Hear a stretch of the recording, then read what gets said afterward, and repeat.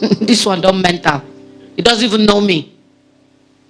But if I come back home and my husband, whom I've been with for decades, looks at me and says, my wife, you are stupid though. Hey. Do you understand? Your partner is God's instrument to pull holiness out of you. So God will continue to use them like sandpaper. Have you encountered sandpaper before? Have you mistakenly scratched your body on that type of wall? What do they call that wall? Where they rough. Text code. Mistake. Just mistake. You pass text code. English. You go remember text code for the rest of your life.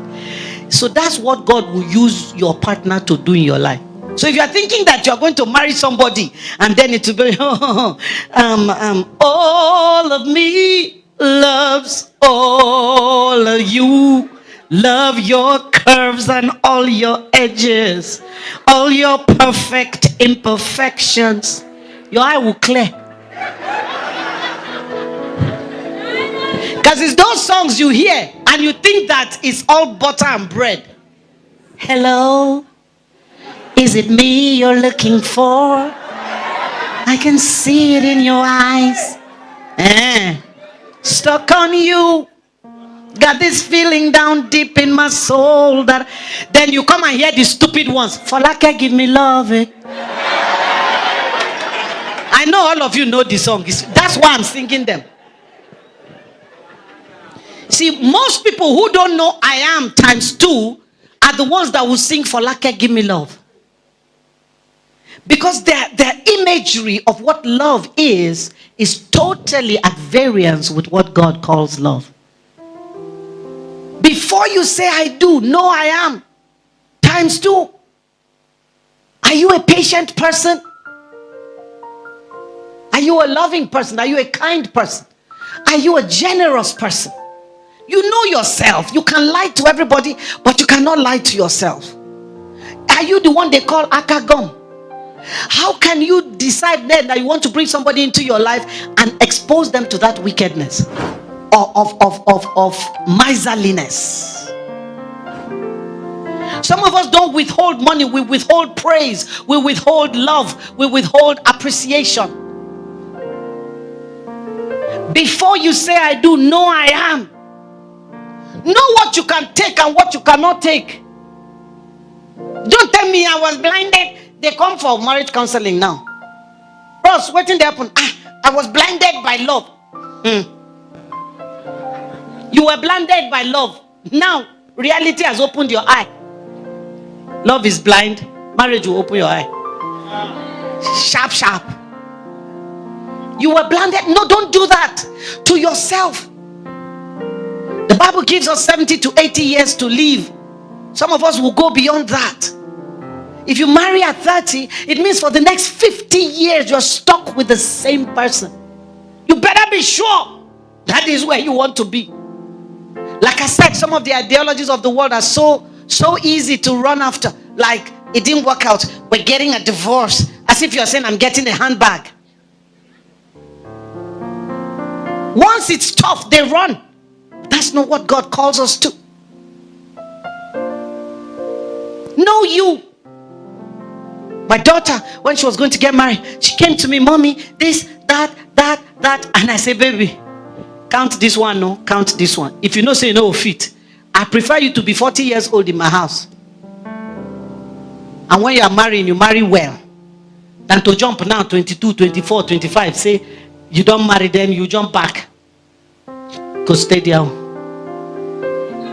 Be sure. What can you take? What can you not take? He said, no, when I marry him, he will change. I will change him. Let me tell you something before you say I do. Love is not enough. Love will never be enough. The only love that will be enough is the love of God. It's called agape. So, let me do a few things quickly in the next few minutes.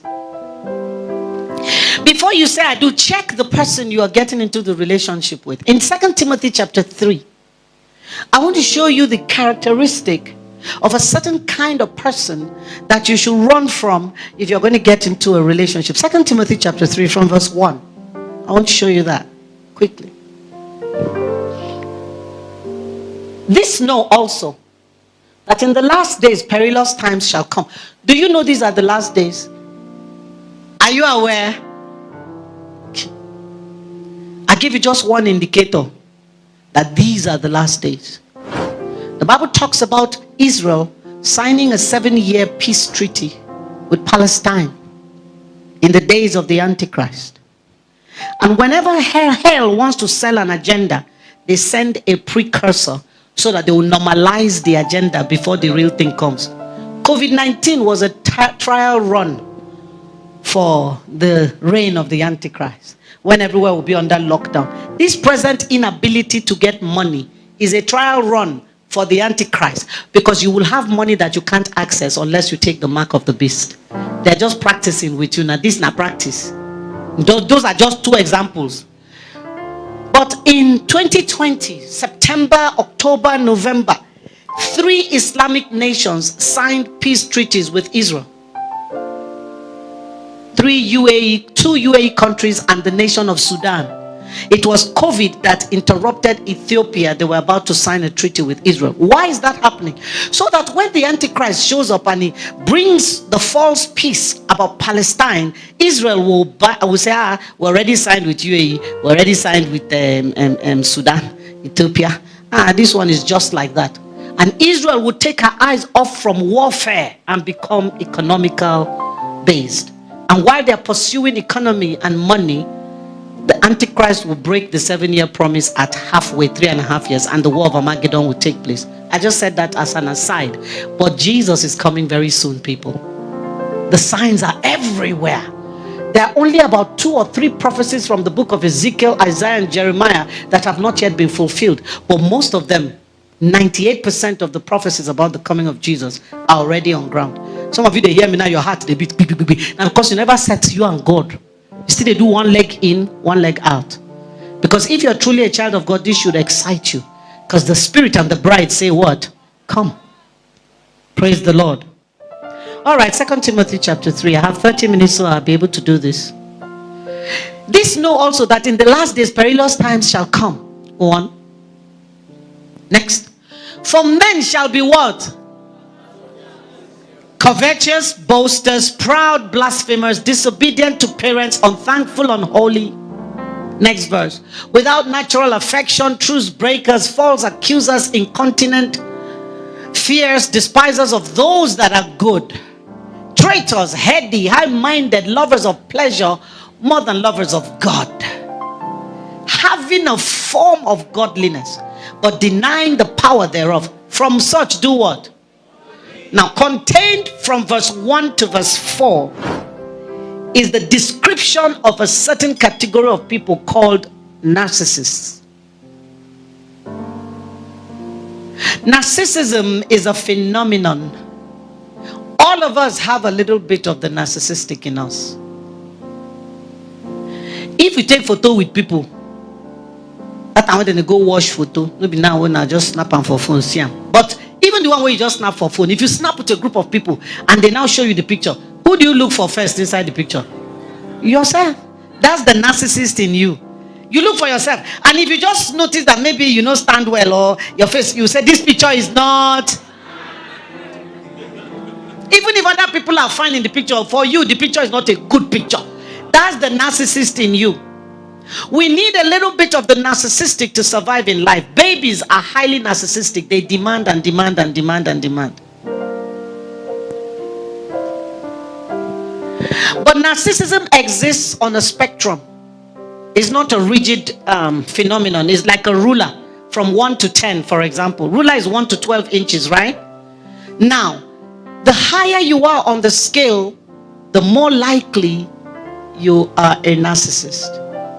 Some people are borderline. If the ruler is 12, if you are number 6, me say you have no day, half you day. But the higher you go, the more narcissistic. And those are the characteristics of the narcissist. You are in a relationship with somebody, you met the person today. Next week you say, I want to marry you. Run. it is more likely that that is a narcissist. You know why? The narcissist cannot have a vacuum in their life. They always have to be in a relationship. Now, you meet men and women like that. They are male and female narcissists, so don't even be deceived. In fact, the women own is badder, because you don't expect a woman to be a narcissist. And you know we have wombs, so we cook our own narcissism. When a woman's narcissism shows up, you men run. It's terrible. It's double, because we incubate before we release. Praise the Lord. So there are male and female narcissists. They are in a hurry to fill the void in their lives. Why? They need a primary person in their life to keep wounding so that they feel better about themselves. So when you meet people and they say, I just want to do a short courtship, I don't want courtship, I just want to marry. Hey, go and ask people that are married like that how they are doing. Don't take my word for it. Go and ask them. I want to marry you now. I love, and then you meet them and they have sweet tongues.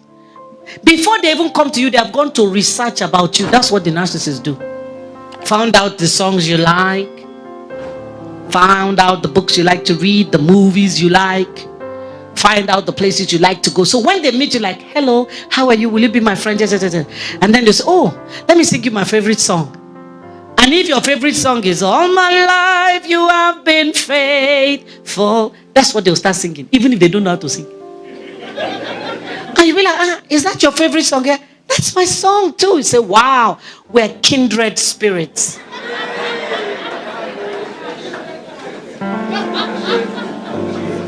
So then you ask the person, what's your favorite movie of all time? He will tell you, oh, it's Sound of Music. Oh my God, that's my favorite music. They have gone to your Facebook page, checked you out before they come. So they mirror you, and then you feel like, wow, this is my soulmate. We are connected. This connection is deep. Lie. That's the face they present to you. Number one. So if anybody's rushing you, let us marry. Just know that it is possibly a narcissist. 2. The person now begins a campaign of systematically cutting you off from people in your life that are critical. Suddenly, all your friends are bad. I don't like that your friend. I don't want her around you. I don't like that your friend. I don't want him around you.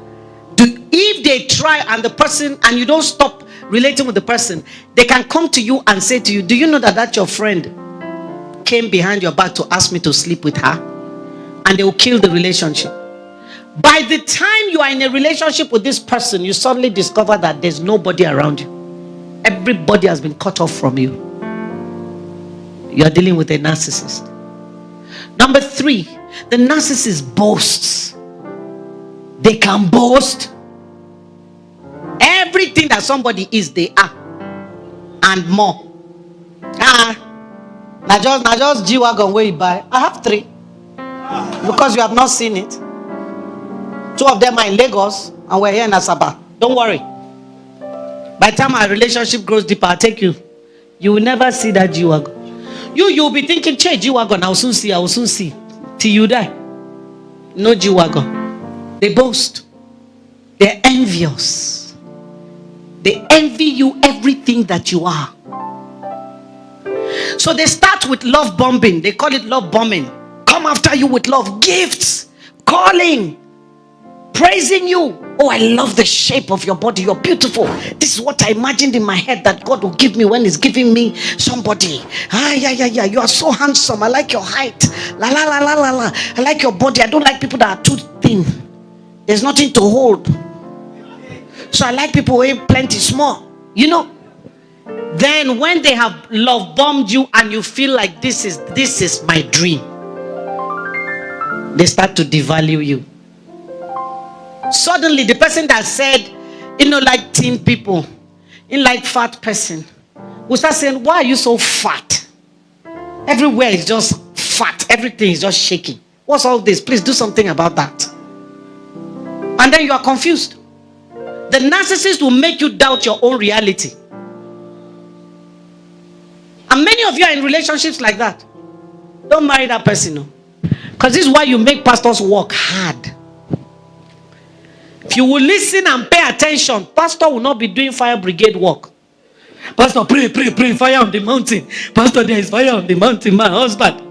And many times when I ask questions, I find this person was like this. You saw it, but you were blinded by love. Or, hey, I'm already 36. If I allow this one to go now, where I want to see man. How many man they here, I beg? Man no fool here. Because your eyes are on the wrong thing. The narcissist is without empathy. You can be crying beside the narcissist. She will lie down on the bed and be reading newspaper. What's all these tears that you always cry? What is all this? What's this rubbish? You don't even know how to be strong? I can't marry somebody that is so weak. Meanwhile, they're the ones that use dagger to choke you. Be careful with the narcissist. The narcissist's tongue is so wired to wound you and break your spirit. They devalue you, they mess with you. The psychological abuse is so strong. After a while, you lose yourself. I have people getting married and there's no joy. Why? The person they want to marry is so unkind. But they say, I've already introduced him to my father. On the day I was getting married,